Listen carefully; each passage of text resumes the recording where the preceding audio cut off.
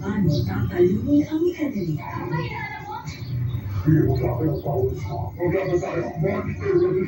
Hindi ako monster na tulad mo! Dahil kayo, tatlo na po.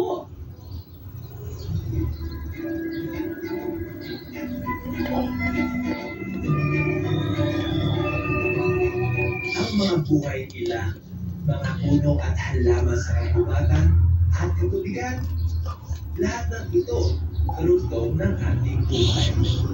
At dito sa isla ng Cebu, marami sa kanila ang nangyari pa rin maubos. May mga kinakaharap na banta at pagsubok sa kanilang patuloy na pagyabong. Para sa mga panibagong pagtuklas at pag-aaral kung paano sila magbibigyan ng proteksyon gamit ang paghag, teknolohiya at inovasyon, mabibigyan ng solusyon.